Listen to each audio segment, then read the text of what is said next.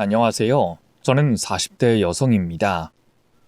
저 개인적으로는 사람의 인생에서 가장 많은 변화를 끼치는 게 결혼이라고 봅니다. 남자도 여자도 결혼 전과 후로 나눌 수 있을 만큼 큰 변화가 찾아오니까요. 그래서 배우자가 그만큼 중요한 것 같은데, 이 생각처럼 좋은 배우자를 찾는다는 게 쉽지 않은 일인 것 같아요. 또 보통은 일생에 한 번뿐인 결혼이다 보니 내 선택이 맞았는지 틀렸는지 판단을 내리기 어렵죠. 그런 이유로 현재 살아가고 있는 내 인생을 어느 정도 자위하고 만족하면서 지내는 경우가 주변에 많은 것 같습니다. 오늘은 그런 분들께 도움이 될 만한 이야기를 하려고 해요. 제가 겪은 경험을 통해서 말이죠. 한 번은 처참할 정도로 실패였고, 한 번은 제 인생 최고의 행운이라고 생각될 정도로 성공했으니까요. 그럼 제게 어떤 일이 있었는지 지금부터 들어보시죠. 저는 어린 나이에 결혼을 일찍 한 편이었어요. 당시에는 제가 어리고 철이 없었던 건지 결혼하면 제 인생이 엄청나게 행복해질 거라고 생각을 했었는데 직접 겪어보니 결혼이라는 건 결국 현실이더라고요. 뭣도 모르고 사랑만 쫓아 남편을 만났던 저는 연예인 매니저 일을 하는 남편이 얘기해주던 연예계 얘기들이 너무 신기하고 재밌었어요. 대박친 영화에 나오는 주연 배우와 형 동생 사이라느니 이름만 대면 알만한 가수들과 자주 만난다느니 매니저 일을 다니며 연예계 사람들과 어울리는 걸 자랑하는 이야기를 들으면서 저는 남편이 참 대단한 사람이라 생각했습니다. 그래봐야 연예인들 뒤치다꺼리하는 매니저일 뿐이었는데 나중에는 직접 자기 소속사를 차려서 큰 돈을 벌어 저를 행복하게 해주겠다며 또 유명 연예인들과 언니 동생으로 지낼 수 있게 해주겠다는 그 말에 깜빡 넘어가고 말았네요. 남편이 나중에 정말 소속사를 차리게 될지 성공할지 장담할 수 없었고 당시에도 그 말을 전부 믿었던 건 아니었지만 그렇다 해도 전 남편이 좋았어요. 남편은 매일 전국을 돌며 밤낮 없이 일하던 중에도 틈날 때마다 제게 연락을 하고 어떻게든 저를 챙겨주려고 노력하던 사람이었으니까요. 그랬으니 나중에 호강시켜주겠다는 그 말도 믿을 수밖에 없었죠. 그렇게 남편의 온갖 감언이설에 넘어갔던 저는 몇 년 동안 한결같은 남편의 모습에 결국 결혼을 했고 아이까지 가지게 됐습니다. 예쁜 딸이 태어나고 이제는 새 식구가 됐으니 남편이 더 책임감 있고 든든한 모습을 보여줄 거라고 기대했는데 남편이 아이가 태어나고 얼마 되지 않아 점점 변하기 시작했어요. 집에서 아이 돌보며 꾸미지 못한 저를 멀리하며 제게 무관심해진 건 물론이고 갑자기 일 때문에 바쁘다는 핑계로 집에도 자주 들어오지 않았죠. 결혼 전에는 밤샘 운전으로 지친 와중에도 저를 만나러 오고 어떻게든 전화 한 통이라도 하려던 사람이 이제는 집에도 들어오지 않고 밥 먹듯 외박하는 모습에 저는 서운할 수밖에 없었어요. 하지만 다른 것도 아니고 일 때문에 외박을 한다는 걸 뭐라 하겠어요. 남편도 아이가 생기니 그만큼 부담이 되나 보다 생각하며 저는 남편을 이해하고 밖에서 혼자 고생하는 남편을 더 챙기려고 했습니다.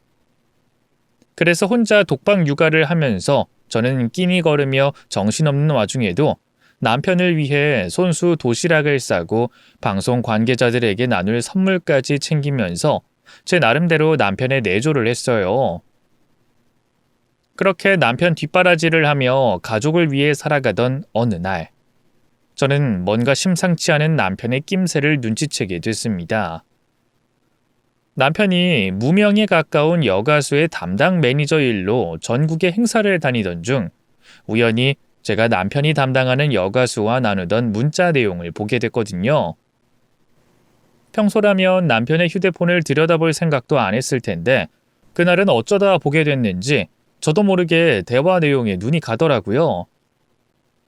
둘이 이렇게나 친한 사이인 건지 처음 알았던 저는 너무 막역한 두 사람의 대화 내용이 신경 쓰였어요.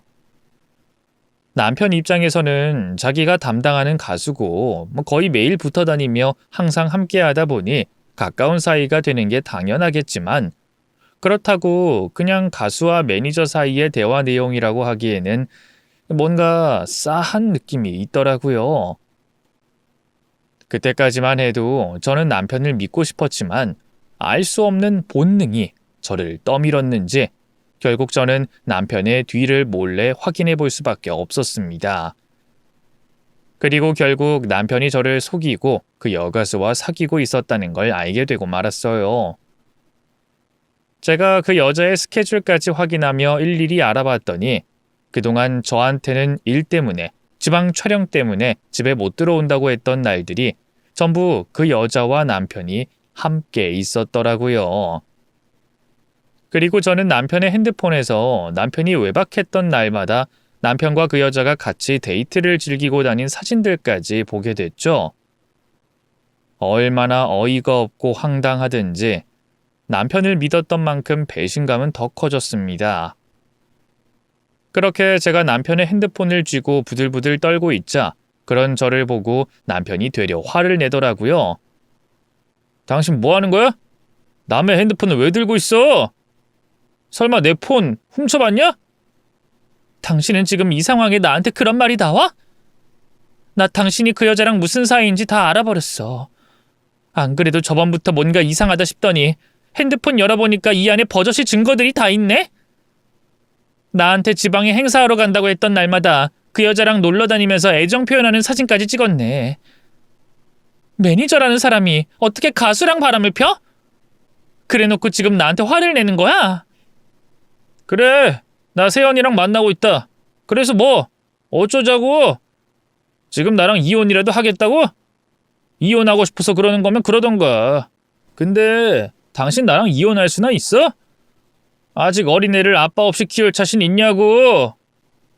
아내를 속이고 자기 처자식을 두고 바람 피우고 다녔던 남편은 뻔뻔하게도 적반하장의 모습으로 나왔습니다.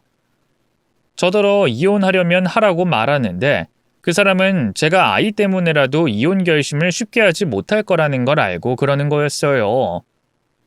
그리고 비참하게도 남편의 말처럼 저는 아이 때문에 쉽사리 이혼을 선택하지 못하고 남편을 두고 볼 수밖에 없었죠.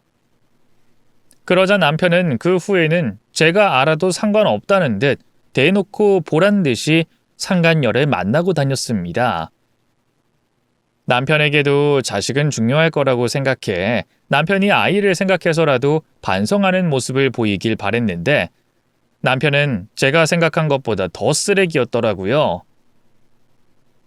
결국 저는 그런 남편과 이혼을 결심할 수밖에 없었습니다. 아이 때문에라도 참아보려 했지만 그런 인간이 아빠 노릇을 제대로 하지도 못하겠다 싶어서 차라리 혼자 잘 키우자고 생각했던 거죠. 그렇게 제가 남편에게 이혼 얘기를 꺼내자 남편은 이번엔 위자료와 아이의 양육권 관련으로 제게 협박을 하기 시작했습니다. 그래, 이혼하자. 어차피 서로 마음 떠난 거 이제라도 각자 새 출발하는 게 낫지. 대신 합의 이혼해. 당신 은하 데려가고 싶지? 그럼 더 이상 문제 만들지 말고 조용히 끝내자. 아니, 당신 하는 거 보면 혹시나 상간녀 소송이니 뭐니 할까 봐서 그래. 우리 세연이가 가수라는 것 가지고 괜한 협박할 생각하지 말라는 소리야. 그것만 약속해주면 당신 원하는 대로 애 양육권 당신 주고 위자료도 챙겨줄게. 어차피 우리 결혼 생활 5년 미만이라 재산 분할은 못하는 거 알지? 애라도 데려가고 싶으면 생각 잘해야 할 거야. 알겠어? 바람 펴서 가정을 파탄낸 건 본인이면서 마치 저를 협박하는 듯 그렇게 말을 하더라고요. 그게 얼마나 억울하고 분하던지 한편으로는 제가 이혼하는 게 오히려 저놈에게 좋은 일이 아닐까 싶었지만 그렇다고 아직 한참 남은 제 인생을 저당 잡아 복수를 할 수도 없다는 생각에 저는 눈물을 머금고 합의 이혼을 하게 됐습니다. 합의 이혼을 하는 바람에 남편과 상간녀에게 따로 복수를 할 수가 없었지만 그래도 제 보물인 딸 은하를 데려온 것만으로도 다행이다 싶었어요. 그렇게 남편과 4년이 안 되어 이혼하게 된 저는 그 후 친정 부모님 도움을 받으며 홀로 아이를 키워나가게 됐습니다. 일찍 결혼해놓고 잘 사는 모습도 보여드리지 못한 탓에 친정 부모님 눈치가 보이고 죄송했지만 제게는 이제 책임져야 할 딸이 있었기 때문에 저는 아이를 위해서라도 얼굴에 철판을 깔고 열심히 살기로 마음먹었습니다. 제 여건과 상황을 생각하면 나중에 작은 가게라도 차리는 게 답이라고 생각했던 저는 나중에 제 가게를 차릴 생각으로 음식점 아르바이트를 하게 됐죠. 그 식당은 보통 남자 손님들이 많은 식당이었는데 그 중에는 제가 남편 없는 이혼녀라는 걸 알고 다가오는 사람들도 있었어요. 남편이 없으니 만만해 보이는 건지 제가 싫다고 거절하는데도 자꾸 찝쩍거리며 저를 괴롭히더라고요. 그리고 그 중에 유독 제게 집착이 심했던 한 남자가 있었습니다.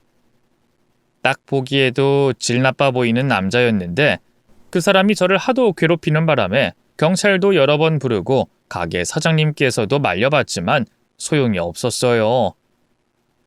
그렇다고 가게에 손님으로 온 사람을 쫓아낼 수도 없고 겨우 얻은 일자리를 포기할 수도 없어서 힘들어했죠. 그러다 어느 날 결국 그 사람이 제 손목을 잡아 끌며 억지로 저를 데려 나가려 했고 그때 어떤 손님 한 분이 저를 도와주셨습니다. 그 밥 먹으러 왔으면 조용히 밥이나 먹고 갈 것이지 싫다는 사람 왜 자꾸 괴롭혀요? 뭐? 넌 뭐야? 네가 뭔데 남의 일에 끼어들어? 나랑 한번 해보자는 거야? 그러고 싶어요. 어디 한번 해볼까요? 근데 아저씨, 나랑 일부러 뒤로 간 순간부터는 나 아저씨 어떻게 되든 책임 못 집니다. 그러니 생각 잘하세요. 저를 도와준 남자는 저희 가게에 늘 혼자 오던 단골 손님이었습니다. 항상 혼자 와서 늘 조용히 밥만 먹고 가는 다소 무뚝뚝한 사람이었죠. 그런데 그 사람이 위기에 처한 저를 도와주려고 나서주더라고요. 다행히도 덩치가 크고 무뚝뚝한 인상의 그 손님이 무서웠는지 저를 괴롭히던 진상 남자가 겁을 먹고 도망치듯 가버렸어요. 덕분에 위기를 모면했던 저는 저를 도와준 그 손님에게 고마운 마음에 그 후로 그 손님이 올 때마다 이것저것 조용히 챙겨주곤 했었습니다. 그러다 인사를 하고 한두 마디 나누게 되다가 그 손님의 사정까지 알게 됐죠.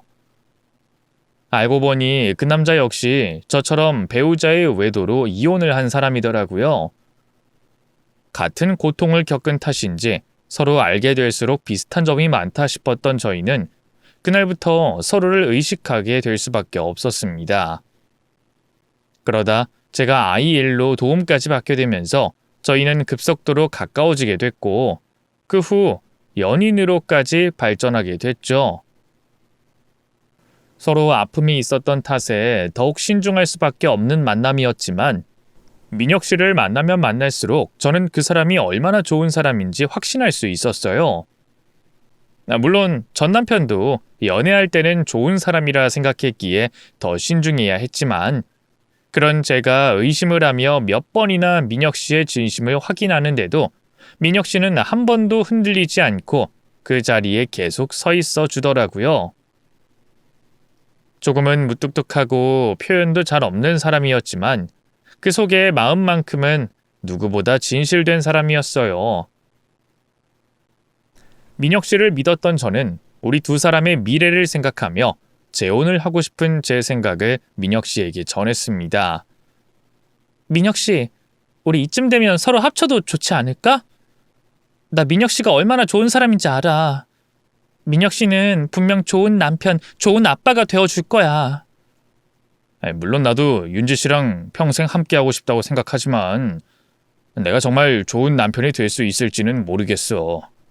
내가 남들보다 잘난 것도 없고 지금 운영하는 세차장 수입도 새 가족을 만족하기엔 힘들어서 이런 상황에 내가 윤지 씨를 오히려 더 힘들게 하는 건 아닐지 걱정이 돼.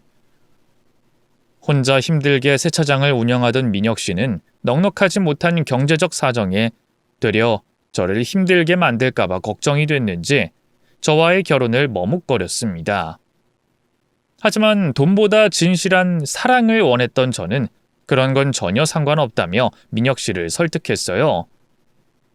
그리고 결국 서로의 마음을 확인한 저희는 이듬해 재혼을 하게 됐죠.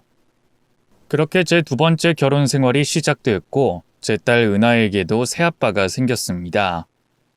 재혼이라는 부담감에 걱정도 많았지만 아이는 새아빠를 곧잘 따르며 금방 적응했고 다행히도 제 결혼 생활은 무척 행복했어요. 그렇게 행복한 결혼 생활을 하면서 저도 아이도 남편도 안정을 찾아가던 중이었습니다. 그때 전 남편과 상간녀가 우리 부부 앞에 나타났죠. 두 사람도 일부러 우리들 앞에 나타났던 건 아니었어요. 정말 우연히도 세차를 맡기려고 남편 가게에 들어왔다가 사무실에 있던 저와 마주치게 된 거죠. 전 남편과 상간녀에게 좋은 감정을 가지고 있을 순 없었으니 아는 척하지 않으려고 했습니다. 거기다 재혼한 남편도 한 공간에 있었으니까 굳이 제 과거를 들추고 싶지 않았죠. 그래서 모른 척하고 사무실 안쪽에 있었어요. 그런데 전 남편과 상간녀가 굳이 사무실까지 들어와 아는 척을 하더라고요. 오빠, 맞아. 오빠 말대로 정말 그 여자야. 어떻게 그 짧은 순간을 알아봤어? 안녕하세요. 저 아시죠? 그쪽이 우리 오빠랑 이혼하기 전에 저랑 몇 번 만났었는데 오빠가 관리하는 가수로도 봤고 오빠 여자친구로도 만났고요. 누군지 아니까 굳이 그런 말 안 해도 돼요. 그리고 여기 사무실이니까 들어오지 마세요. 우리 사이에 뭘 그렇게까지 딱딱하게 굴어요. 오랜만에 만난 게 반가워서 그러는데. 그쪽이나 반갑지 난 하나도 안 반가워요. 그러니까. 야, 윤지야, 진짜 오랜만이다. 내가 은하 관련으로 연락 안 하니까 볼 일이 없었네. 근데 너 여기서 뭐하냐?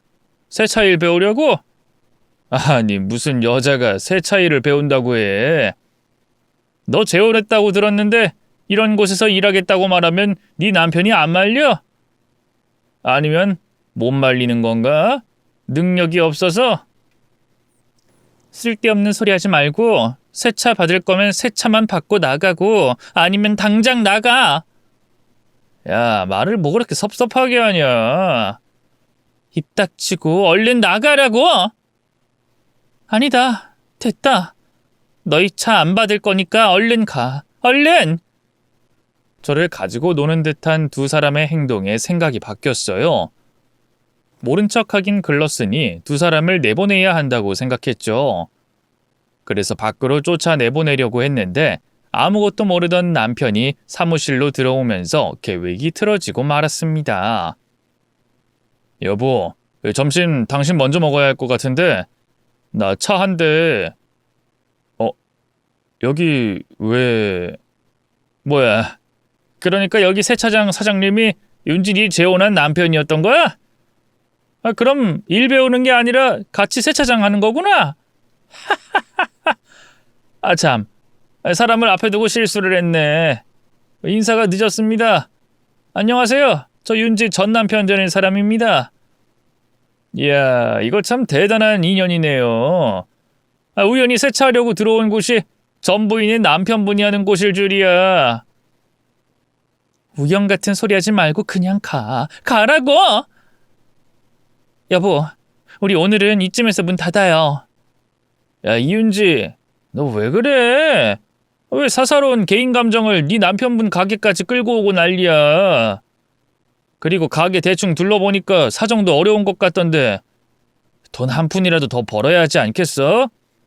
뭐 세차 하나 더 한다고 형편이 나아지는 건 아니겠지만 그래도 내 차 받으면 너네 남편분이 우리 은하한테 맛있는 거 하나라도 더 사줄 수 있지 않을까? 괜히 자존심 세우겠다고 너무 그러지 마라. 너 나랑 이혼할 때 자존심 한번 팔아먹어봐서 잘 알 거 아니야. 그게 밥 먹여주지 않는다는 거. 나 없으면 오늘 가게 열고 쓴 전기값도 못 벌고 돌아갈 것 같은데 그깟 자존심 세우지 말고 그냥 우리 차 받아. 그리고 혹시 아냐? 우리 세연이가 여기 왔다는 게 가게 홍보가 될지. 우리 세연이 관련으로 홍보한다고 뭐라 하지 않을 테니까 마음대로 홍보해. 그리고 원하면 사인도 해줄게. 절 만난 것 가지고 시시덕거리던 두 사람은 제 남편이 허름한 세차장을 운영한다며 조롱하기 시작했어요. 이런 일을 겪지 않아도 되는 남편에게 너무 미안했던 저는 흥분한 상태로 두 사람을 쫓아내려고 했죠. 그런데 제가 화를 내기 전에 남편이 먼저 끼어들었습니다. 네, 세차 받고 가세요. 그런데 여긴 사무실이라 관계자 위에 출입하시면 안 되고요. 밖에서 기다려 주시죠. 아니면 세차 끝날 때까지 주변에 계시던가. 야, 이윤지, 봐봐. 너네 남편이 문제 없다고 하잖아. 하여튼 얘가 생각이 참 짧아요. 경험을 했으면서도 그깟 자존심 세우겠다고. 에이, 그나저나 우리 남편분이 굉장히 쿨하시네요. 계산도 빠르시고. 세차 엄청 깔끔하게 할 필요는 없고요. 겉만 깔끔히 하고 내부 세차는 보이는 곳만 잘 좀 해주세요. 우리가 좀 급하니까 빨리 좀 해주시고요. 할 수 있겠죠? 아실지 모르겠지만 옆에 있는 이 사람이 연예인이라 꽤 바쁜 몸이거든요. 돈은 제가 좀 더 드릴 테니까 빨리 좀 해주세요. 아니다. 윤지야, 네가 도와주면 되겠다. 두 사람이 하면 더 빨리 끝날 거 아니야. 내가 네 목까지 챙겨줄게. 아니요. 제 아내는 여기 직원이 아닙니다. 전 그렇게 바쁘시면 다른 곳 가서 맡기세요. 그리고 이건 개인적으로 하는 말인데 제 아내한테 그만 비아냥거리세요. 여기가 세차장이지 그쪽 놀이터는 아니잖아요. 네? 네, 그렇죠. 남편분께서 기분 나쁘셨구나. 그런데 그런 의도로 말한 건 아니었습니다. 반가운 마음에 말이 먼저 튀어나온 것 같은데 그게 좀 불편하셨나 보네요. 그럼 나가 있을 테니까 세차나 해주세요. 남편이 헛소리하지 말란 말을 돌려서 하자 전 남편은 조금 겁을 먹은 듯 보였습니다. 옆에 있던 상간녀와 얌전히 사무실을 나갔죠. 그러자 남편은 제게 집으로 돌아가라고 했어요. 미안. 난 저 사람들이 누군지 모르고. 당신 먼저 집으로 들어가 있어. 여기 있다간 당신 마음만 심란할 텐데. 아니야. 그냥 사무실 안에 있을게. 저 인간들 당신한테 시비 걸어오면 어떡해. 그때 말리는 사람 한 명쯤은 있어야지. 내가 당신이 걱정돼서 그래. 나랑 관련된 일이라고 저 인간들 어떻게 할까 봐. 방금 한마디 했으니까 가만히 있을 것 같은데. 그럼 사무실 안에만 있어. 저 사람들 마주치지 않게. 저도 두 사람과 한 공간이 있긴 싫었습니다만 남편이 걱정되는 마음에 남아있기로 했습니다. 혹시 두 사람이 세차 관련으로 괜한 트집을 잡을까 걱정이 됐고 제 일이라면 뭐든 과하게 반응하는 남편이 두 사람에게 화를 내면 어쩌나 싶어서 말이죠. 그래서 사무실 문을 닫고 있으면서 세차장 밖이 보이는 자그마한 창으로 확인하고 있었어요. 그렇게 남편은 세차하기 전 차량 확인해야 하는 부분을 체크하고 있었죠. 그런데 그때 작은 창문 너머로 전 남편의 목소리가 들려왔습니다. 그 잠깐을 가만히 있지 못하고 사람을 또 조롱하더라고요. 세차장 사모님 편하네. 남편 일하는 거 사무실에서 지켜보기만 하면 되고.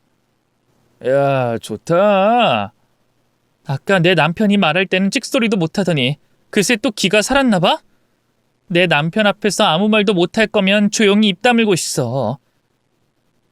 세차만 받고 가라고. 아이고, 우리 윤지가 사모가 되더니 성깔이 생겼구나. 꼴에 사모는 사모라고. 야, 시건방지게 굴지 마. 내가 네 남편 무서워서 아무 말 못한 줄 아냐? 꼴에 남편이라고 성질 좀 부리길래 괜히 싸움으로 번질까 봐 상대 안 했던 거지.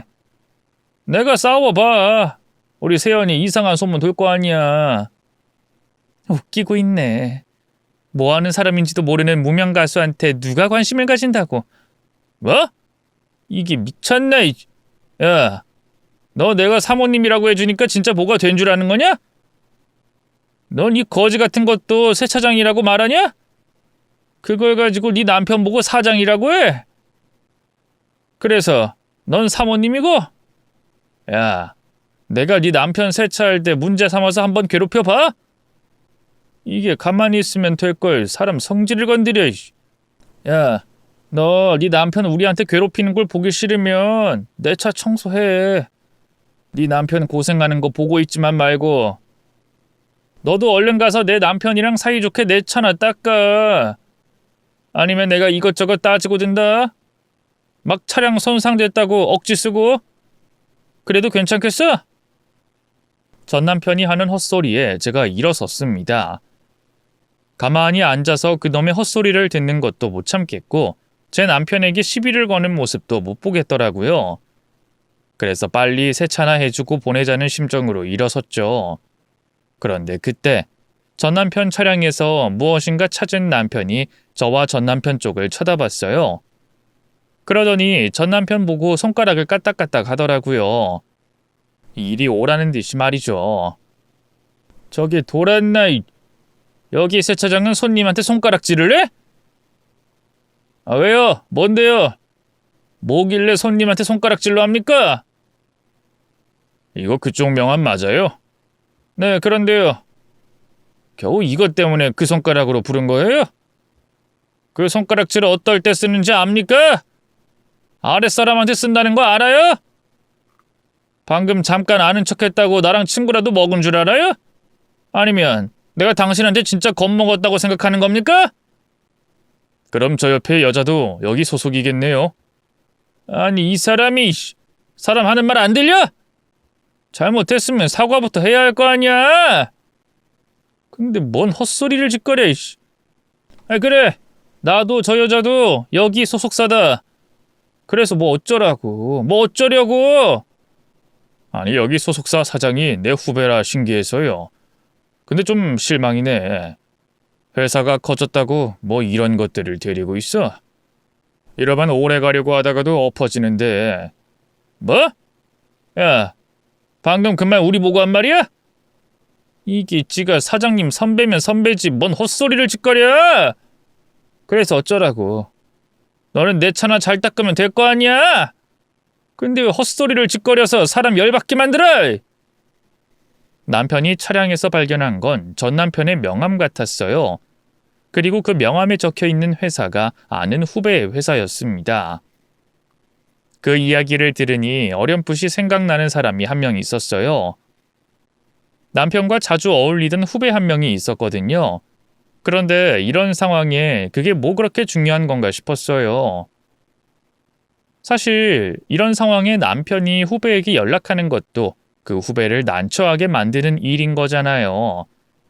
게다가 그 후배 입장에서도 자신과 상관 있는 직접적인 일이 아니니 전 남편을 크게 혼낼 수도 없을 테고요. 그걸 알만한 남편이 왜 저러나 싶었는데 다른 사람들이 이상하게 생각하거나 말거나 남편은 휴대폰을 꺼내 어디론가 전화를 했습니다. 그리고 일방적으로 막 화를 내기 시작했어요. 전 남편의 회사 사장이라는 그 후배에게 말이죠. 난데 너 미쳤냐? 아무리 회사가 커져서 네가 일일이 관리하지 못한다고 해도 이딴 새끼, 이딴 년을 네 회사에 두고 있어? 너 내가 매번 말하지. 업무 쳐내는 것도 중요하고 연줄 관리하는 것도 중요한데 네 회사가 어떤 사람들로 이루어져 있는가가 제일 중요하다고. 근데 이런 새끼를 둬? 너 김동욱 실장이라고 알아 몰라? 그래 그 새끼. 그 새끼랑 너네 소속 가수 중에 이세연이라고 있지? 그 둘이 뭐하고 다니는 줄은 아냐? 인성은 얼마나 개차반인 줄 알아? 너 까딱하다가는 그 둘 때문에 네가 쌓아 올린 거 다 무너진다. 애초에 이 둘이 사귀고 있는 게 말이 돼? 아니 뭐 그래 사귈 순 있어. 근데 불륜까지 하면서 만나는 걸 두고 보고 있냐? 그래? 걔들 지금 내 눈앞에 있다.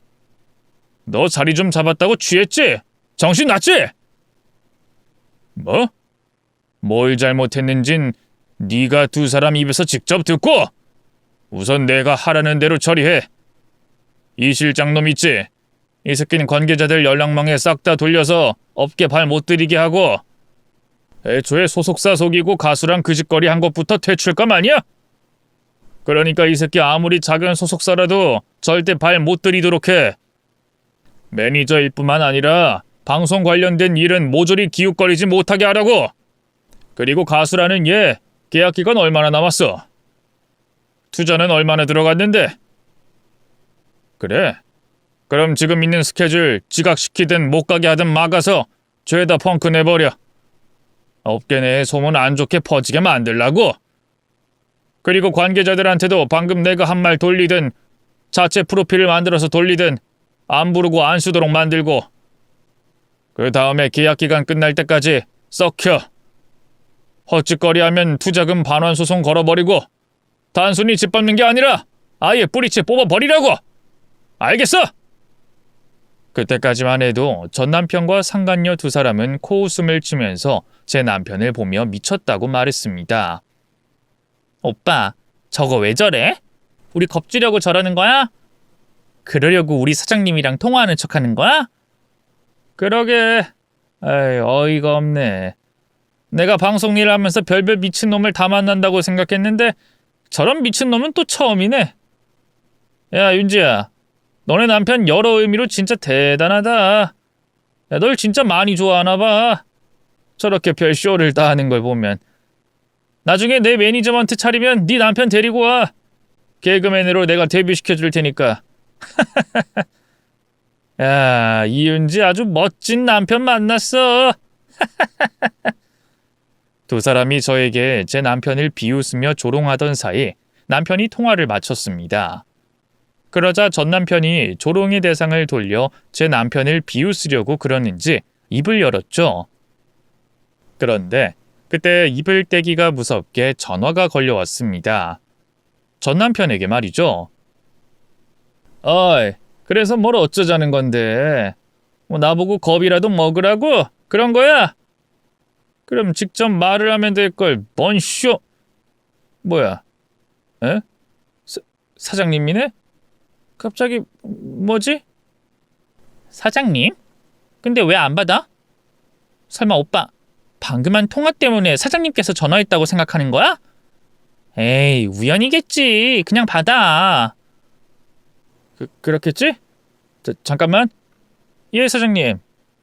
네? 아, 그게 아닙니다. 네? 형님이요? 그때부터 전 남편의 얼굴이 새파랗게 질리기 시작했습니다. 옆에서 통화를 듣고 있던 상간녀도 말이죠.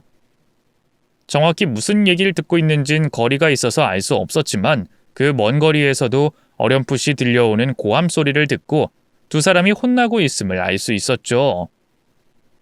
계속되는 전화통화에 제 남편은 여유를 부리고 있었고 전 남편과 상간녀의 얼굴은 점점 더 새파랗게 변하고 있었어요. 그런데 당시에는 저도 전 남편과 상간녀의 얼굴이 왜 그렇게까지 새파랗게 질려가는지 궁금했었습니다. 남편과 그 후배 사이와의 관계를 전혀 모르고 있었으니까요. 그런데 모든 일이 끝나고 나서야 남편에게 후배와 있었던 이야기를 듣고 보니 그럴 만한 이유가 있었다는 걸 알게 됐어요. 남편과 그 후배 사이가 보통 사이가 아니었거든요. 우선 남편과 그 후배의 관계는 고향 선후배 사이였어요. 같은 동네 출신의 고등학교 때까지 같은 학교를 나와 가족들끼리도 가까운 사이였다고 했죠. 그러다 남편이 성인이 되고 나서 고향을 떠나 서울로 올라오게 되며 자연스럽게 멀어졌다고 합니다. 1년 뒤 그 후배도 고향을 떠나게 되면서 두 사람은 만나거나 연락을 주고받지 못하게 됐고 다른 사람을 통해서 근황을 전해 듣게 됐다고 해요. 그러다 몇 년 뒤 고향에서 멀리 떨어진 타지에서 서로를 마주치게 됐다고 했죠. 그 당시 남편은 방송과 영화 제작을 하는 스태프 일을 하고 있었어요. 고향 후배는 흔히 조직폭력배라고 하는 생활을 하고 있었고요. 오랜만에 마주친 후배가 조직폭력배 일을 하고 있다는 걸 보게 된 남편은 신경이 쓰였다고 합니다. 애초에 조직폭력배라는 직업을 좋게 볼 수 없을 뿐만 아니라 그 길을 계속 걷고 있다간 후배에게 어떤 식으로든 좋지 못한 상황이 펼쳐질 거라는 걸 알고 있었으니까요. 그래서 그때부터 남편은 그 후배를 자주 불러냈다고 해요. 밥을 사주겠다고, 또 고향 사람끼리 얘기나 하자며 말이죠. 하지만 남편의 목적은 따로 있었습니다. 그 후배가 조직 생활을 스스로 그만둘 수 있게 설득하려고 불러냈던 거죠. 그런데 만나자마자 설교하듯이 말을 꺼내면 부정적인 태도를 보일 것 같아서 편한 고향 선배의 모습으로 그 후배와 만났다고 합니다.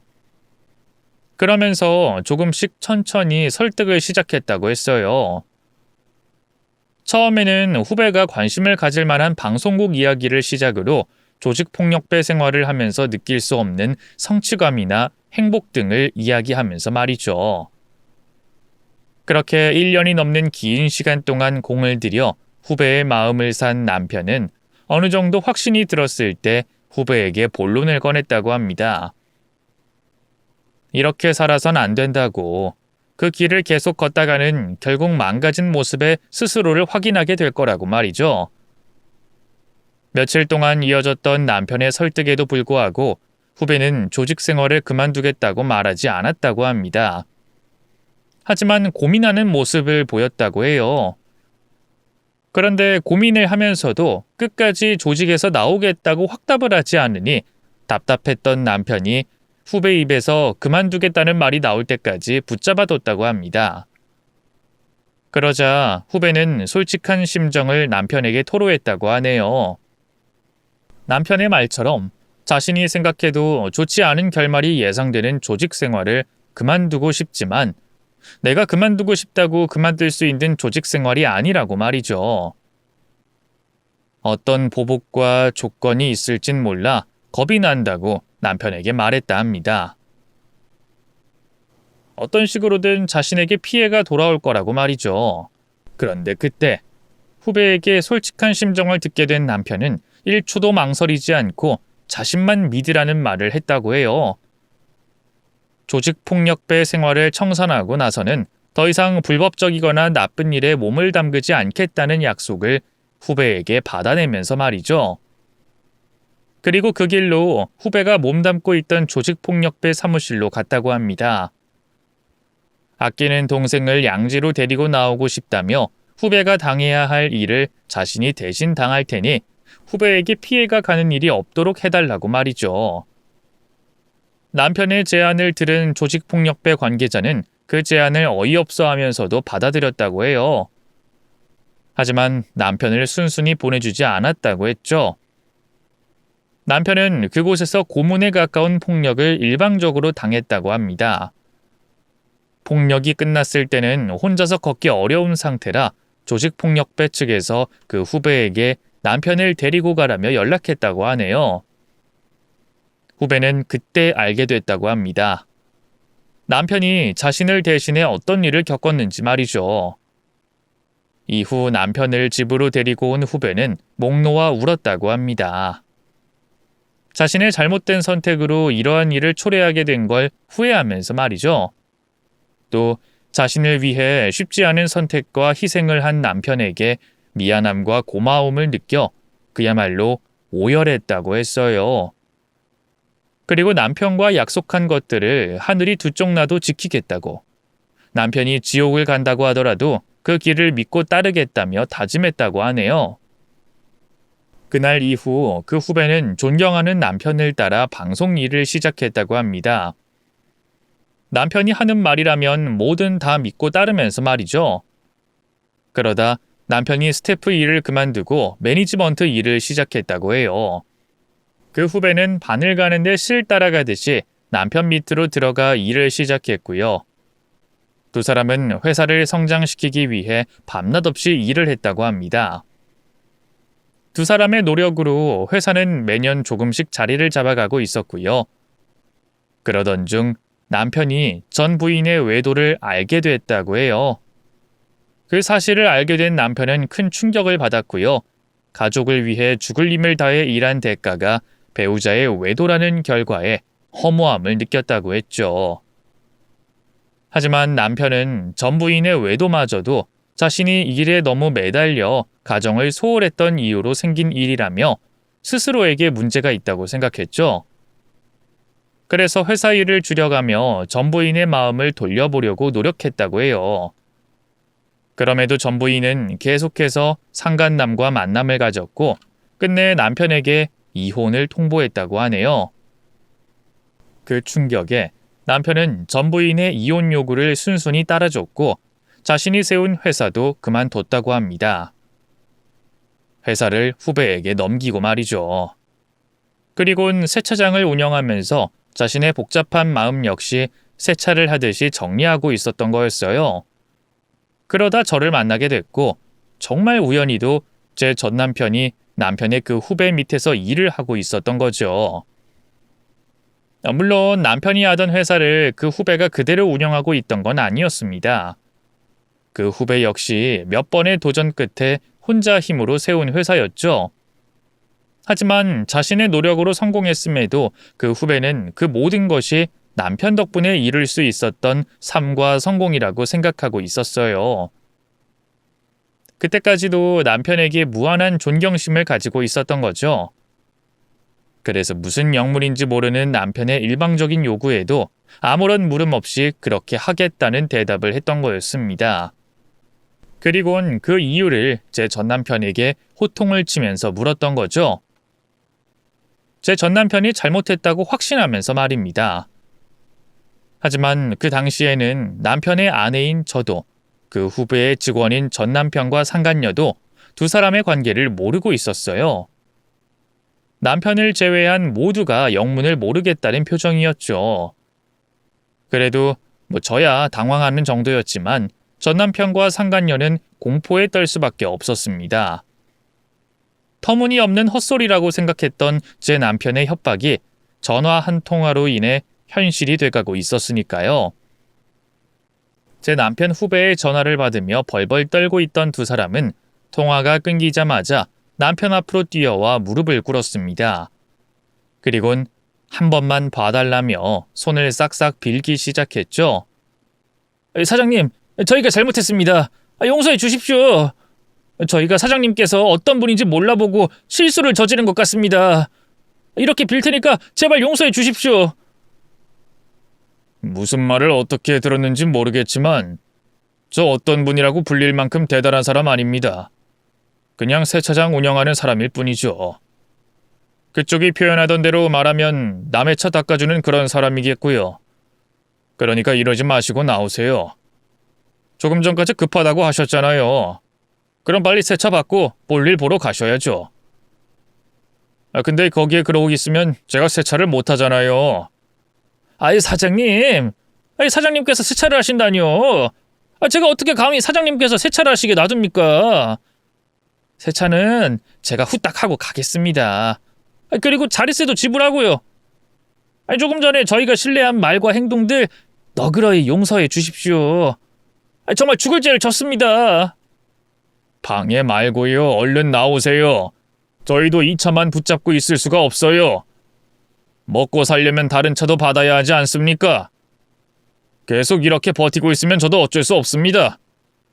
두 사람이 세정제를 맞든 물 왁스를 맞든 신경 안 쓰고 세차할 수밖에 없어요. 그러니까 제가 준비 마칠 때까지 나오세요. 그 다음은 저도 책임 안 집니다. 잘못했다며 빌고 있는 두 사람을 무시한 남편은 원래 하던 대로 세차할 준비를 했어요. 준비를 마친 뒤에는 차 옆에서 아직까지 무릎을 꿇고 있던 두 사람에게 마지막으로 경고를 했죠. 저 이제 세차 시작합니다. 이제부터 세차하면서 젖거나 튀거나 하는 건 제가 책임 안 져요. 아시겠죠? 사장님 제발요.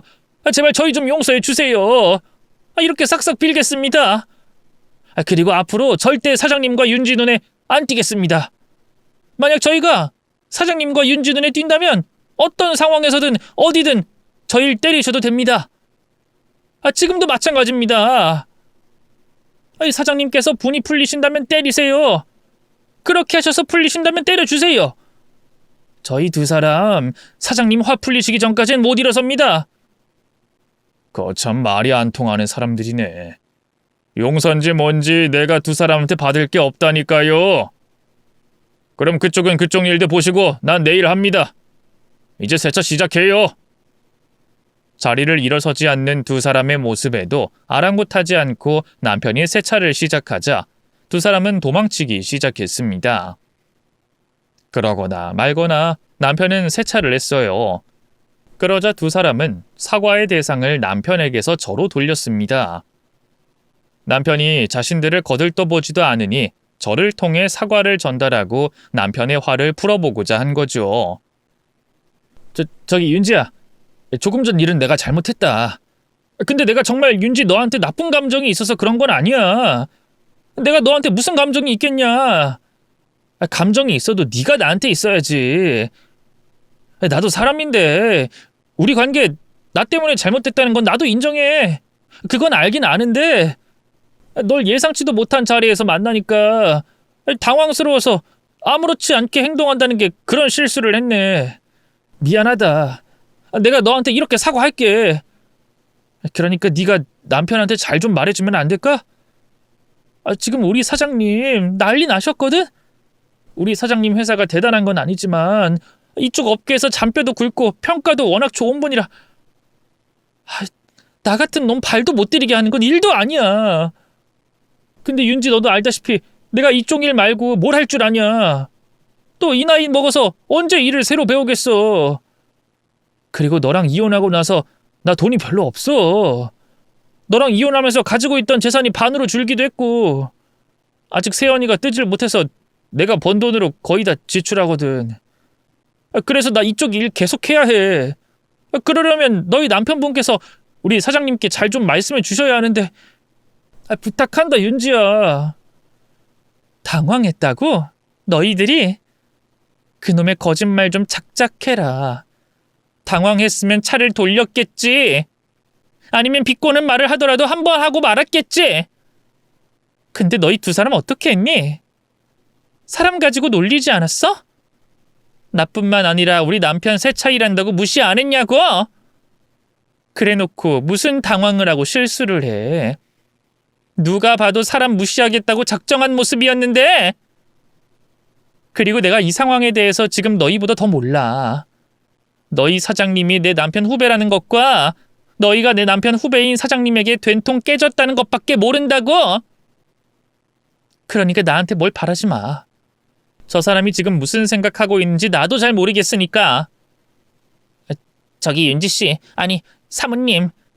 제가 사모님이라고 불러도 되겠죠? 사모님, 저희도 무슨 일인진 잘 모르겠어요. 저희가 아는 거라곤 남편 부리신 사장님을 저희 회사 사장님께서 모신다는 것밖에 몰라요. 그리고 저희가 잘못한 일로 이 사람은 업계에서 퇴출당하고 저는 남은 계약 기간 동안 활동도 못하고 묶여있게 생겼고요. 마냥 묶인 것만 아니에요. 지금 잡아놓은 스케줄 전부 다 파투 낸 다음에 제 책임으로 몬다고 하셨어요. 또 이 사람과 불륜 저지른 일 업계에 다 알리겠다고 했고 그러면 저도 이쪽 업계에서 매장당해요. 계약 만료되더라도 다른 곳에서 받아주지도 않을 거고 이미 업계 관계자들에게 찍혀있을 거라고요. 사람 살려주는 셈 치고 제발 어떻게 좀 해주세요. 네? 그러니까 내 남편이 계속 저렇게 나온다면 두 사람 앞길이 막막하다는 소리죠? 네, 맞아요. 저희가 두 분 마음이 풀리실 때까지 무릎 꿇고 빌게요. 그러니까 제발 저희 사장님께 좀. 근데 그러는 당신들도 날 낭떠러지로 몰아세우지 않았어요? 나도 딱 그랬는데. 저 인간이 바람 피우고도 뻔뻔하게 나왔을 때 두 사람이 나 투명인간 취급하고서 데이트하고 외박할 때 그때 나도 눈앞이 깜깜했거든요. 근데 뭐? 제발? 아직도 니들이 나를 바보 등신 호구로 보는구나? 야, 내 남편이 너희들 용서해준다고 해도 내가 뜯어말려. 퇴출당하고 매장당해? 너희 두 년놈들 생매장 안 당하는 것만으로 다행으로 생각해. 맘 같아선 너희들 산채로 땅에 묻어버리고 싶으니까. 사람 열받는 소리 계속 짓거리지 말고 세차 다 받으면 그 길로 꺼져. 꺼져서 다시는 내 눈앞에 보이지 마. 알겠어? 제게도 선처를 기대할 수 없자 두 사람은 입을 꾹 다문 채 안절부절 못했습니다. 그러다 세차를 끝낸 남편이 돈을 받으러 왔죠. 다 끝났습니다. 확인하고 세차값 내세요. 고생하셨습니다, 사장님. 뭐 확인할 게 있을까요? 어떤 분이 하셨는데. 여기 세차값입니다. 근데 사장님, 정말 어떻게 안 되겠습니까? 저희 정말 마음 고쳐먹고 살겠습니다. 앞으로 착하게 살겠습니다. 사장님과 윤지한테 피해될 만한 행동하지 않겠습니다. 네? 이 사람들 정말 끈질기네. 그럼 지금부터는 그걸 계산 받읍시다. 어디 한번 버텨봐요. 떠날 생각이 없는 두 사람을 본 남편은 다른 계산을 하겠다고 말했어요. 그리곤 한쪽으로 정리해뒀던 세차용품과 기계를 두 사람에게 사용하기 시작했죠. 그때부터 만화에서나 볼 수 있는 일이 벌어졌습니다. 워터건을 맞고 몸을 못 가누는 모습, 온몸에 물거품을 묻힌 채 도망을 가다 넘어지는 모습, 또 스팀 증기가 뜨겁다며 소리를 치는 모습 등등 말이죠. 그러다 결국 두 사람은 버티질 못하겠는지 세차장을 떠나겠다고 소리쳤어요. 사장님, 갈게요. 가겠습니다. 갈 테니까 그만하세요. 네? 누가 못 가게 잡았어요? 내가 가라고 했는데도 자리를 지키고 있던 사람이 누군데? 죄송합니다. 제가 다시 찾아와 뵙고 사죄 드릴 테니까 그때까지 노여움 풀어주세요. 정말 죄송합니다. 윤지야, 정말 미안하다. 정말 미안해. 두 사람은 물에 젖은 생쥐꼴을 하고 차를 타선 세차장을 떠났어요. 두 사람이 떠난 뒤 저는 남편에게 다가가 그 후배와 어떤 사이고 이게 어떻게 된 일인지 묻게 됐고요. 이후 전 남편과 상간녀는 제 남편의 마음을 돌려보려고 별별 짓을 다 했습니다. 하지만 상대도 해주지 않는 남편으로 인해 전부 무의미한 짓이 됐죠. 그러다 무리한 행동으로 제 남편의 심기를 건드려 물벼락과 거품 세례를 받을 때도 종종 있었어요. 어떤 방법을 써도 제 남편의 마음을 돌릴 수 없었고 결국엔 제 남편의 마음을 돌리는 것보다 자기들 회사 사장님에게 용서를 비는 게 가능성이 높다고 생각했는지 저희를 귀찮게 하지 않았습니다.